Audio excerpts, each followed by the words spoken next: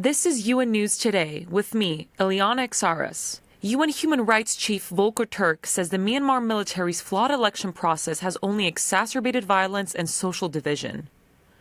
Reaching a single child in Sudan's Darfur can take days of negotiation and security clearances, warns UNICEF, though aid is still getting to those in need. And in Ukraine, where Russian attacks on energy have been relentless, UNICEF is intensifying humanitarian efforts to safeguard children and families amid a brutal winter.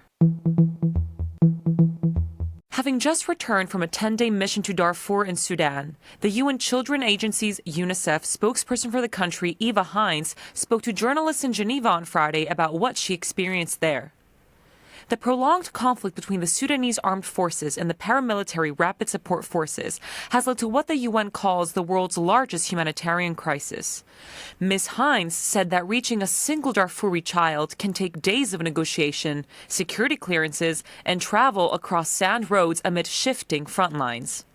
UNICEF's work is also critical in places like Tawila in North Darfur State, where over 500,000 people have found shelter in makeshift homes made of hay, sticks, and plastic sheeting. It is under these conditions, Ms. Hines says that UNICEF and partners are providing support.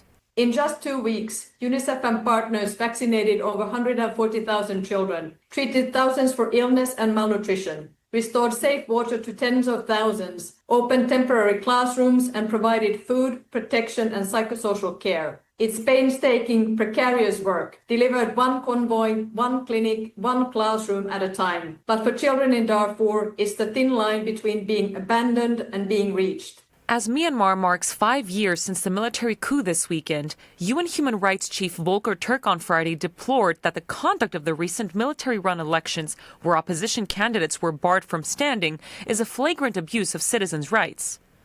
Speaking for Mr. Turk in Geneva on Friday, OHCHR spokesperson Jeremy Lawrence described the conditions under which the elections took place. Many people chose either to vote or not to vote purely out of fear, flatly at odds with internationally guaranteed civil and political rights, and with ripple effects on their enjoyment of economic, social and cultural rights. The conflict and insecurity continued unabated in large parts of the country, and opposition candidates and some ethnic groups were excluded. Elections were held in only 263 of 330 townships, often in urban centers under military control, resulting in the exclusion of large segments of the population, such as the ethnic Rohingya. Further, credible sources verified that 170 civilians were killed in some 408 military aerial attacks reported by open sources during the voting period, December 2025 and January 2026. Voter coercion was reported nationwide, and the main opposition party, the National League for Democracy, which won the previous vote in late 2020, along with dozens of other parties opposed to the military's rule, were banned from taking part. Mr. Turk called for all those arbitrarily detained to be released immediately, including opposition leader Aung San Suu Kyi and deposed President Win Myint.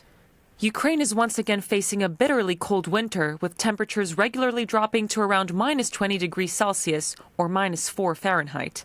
The severe weather, combined with a widespread destruction of housing, energy, and heating infrastructure, continues to make the winter months particularly harsh, especially for children. Among them is 3-year-old Dasha, who has spent the past 9 days in a flat without heating. Each night, her mother Irina fills 2 5-liter plastic bottles with hot water and tucks them into Dasha's cot.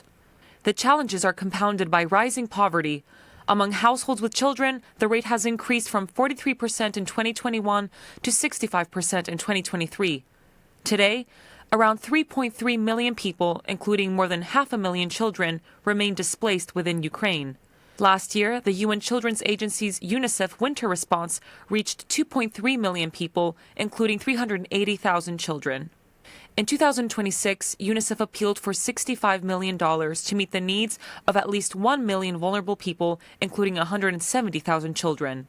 Drawing on lessons from past winter campaigns, UNICEF's response this year will focus on providing cost-effective cash support to families and schools and strengthening district heating systems to ensure long-term sustainable warmth. Ileana Exaras, UN News.